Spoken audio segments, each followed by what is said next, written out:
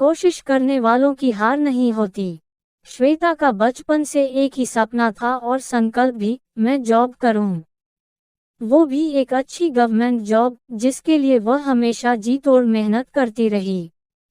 ग्रामीण परिवेश में शादी हो जाने के बाद भी उसने अपने सपने को नहीं भुलाया और लगातार प्रयास करती रही।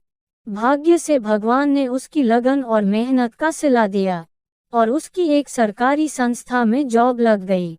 लेकिन जब ये सुनहरा मौका उसे मिला, उस समय उसकी गोद में 2 साल की बच्ची थी। सबसे बड़ी बात कि उसके इस नौकरी करने के इरादे पर ससुराल से नामात्र का सहयोग था।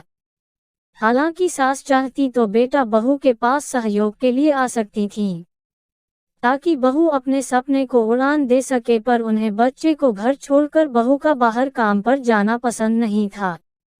अतः उन्होंने सिरे से बहू के इस कार्य की भर्त्सना की। श्वेता के पति अन्वय भी जॉब करते थे, चाहते तो वो भी नहीं थे। पत्नी घर से बाहर जाकर नौकरी करे, आखिर घर कौन संभालेगा। पर शादी के समय श्वेता के पिता से अन्वय ने वादा किया था कि वह श्वेता के हर अरमान पूरे करेगा। यह सब याद करके उसने हाँ कर दी और सोचा कि ऐसे ही इतनी समस्याएं हैं श्वेता के नौकरी करने के रास्ते में कि ये खुद ही जॉब ज्वाइन करने का ख्याल छोड़ देगी। और सच में श्वेता के सामने सबसे बड़ी मुश्किल यही थी कि वो बच्ची को कहाँ किसके सहारे छोड़कर जाए जॉब करने। उसने मायके में अपनी समस्या बताई तो उसके माँ पिताजी उसके पास आ गए। कोई साल भर तक कभी माँ तो कभी पिता उसके साथ रहे, पर वह भी कितना समय उसके साथ रहते।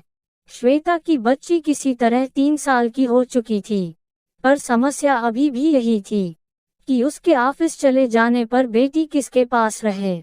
श्वेता ने सासू माँ से कहा कि आप कुछ समय के लिए ही आ जाए, गुड़िया को पीछे से बहुत परेशानी हो रही है।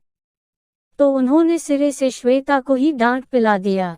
कैसी माँ हो, बेटी को छोड़कर ऑफिस जाने की अरमान पूरे करने की चाहत है तुम्हें। 1 साल कर ली नौकरी, अब छोड़कर घर संभालो। सुनकर गंभीर होकर उसने कहा, माँ जी आपको मेरी मदद नहीं करनी है तो ना सही, पर मैं न नौकरी छोड़ूंगी न अपनी बेटी को अकेला छोड़ूंगी। मैं कुछ न कुछ उपाय ढूंढ लूंगी, आप आराम से जहाँ हैं वहीं पर रहें। हालांकि वह भी अब मायूस हो रही थी। कभी कभी उसे भी लगता कि शायद अब नौकरी छोड़नी ही पड़ेगी, पर फिर उसे एक राह सूझी कि गुड़िया अब 3 साल की हो गई है। उसे सुबह 9 से दिन के 1 बजे तक प्ले स्कूल में रख सकते हैं। श्वेता ने फटाफट ऑफिस के पास में स्थित एक प्ले स्कूल में गुड़िया का दाखिला करा दिया। अब जब वह ऑफिस जाती गुड़िया को भी साथ ले जाती। उसे स्कूल छोड़ती हुई अपने दफ्तर चली जाती 1 बजे जब उसके ऑफिस में लंच होता, तो उस समय वह गुड़िया को स्कूल से जाकर ले आती। उसको लंच खिलाकर 2 से 5 बजे तक फिर अपने साथ दफ्तर में ही रखती और आश्चर्य था कि नन्ही बच्ची भी माँ की मुश्किलें देखकर समझदार बन रही थी। ऑफिस में चुपचाप माँ के पास बैठी अपना होमवर्क करती या अपनी किताबें पलटती, कभी क्रेयॉन से चित्र कलर करती। इस तरह श्वेता ने ऑफिस में काम करते और गृहस्थी को भी संभालते हुए 1 साल और पूरे किए। 2 साल हो जाने पर ऑफिस में श्वेता का प्रोबेशन पीरियड समाप्त हो गया था।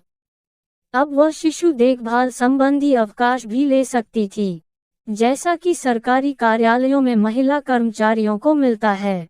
अब श्वेता निश्चित होकर बच्ची के लिए जब भी जरूरत हो 1 या 2 माह की छुट्टी ले लेती थी। धीरे धीरे उसकी जॉब करने की लगन और घर ऑफिस दोनों संभालने का तालमेल जज्बा देखकर अन्वय ने भी श्वेता की खुलकर सहायता करनी शुरू कर दी। वह अक्सर वर्क फ्रॉम होम लेकर घर से ऑनलाइन काम कर लेता और गुड़िया को भी संभाल लेता था। 2-3 सालों में ही श्वेता और अन्वय के रहन सहन और घर गृहस्थी की उनकी तरक्की देखकर श्वेता से उसके ससुर और सास भी बहुत खुश हुए। फिर तो सास ने भी आगे बढ़कर श्वेता की मदद करनी चाहिए, पर उसने साफ इनकार कर दिया।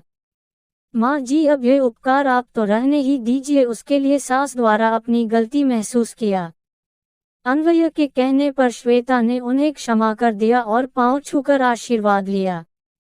कुछ सालों बाद तो श्वेता की सास और नंद जब तब उसके पास आ जाती, उसकी घर गृहस्थी संभालती, चाहे नहीं संभालती, पर वह खुशी खुशी उन्हें मनचाहे उपहारों से लाद देती।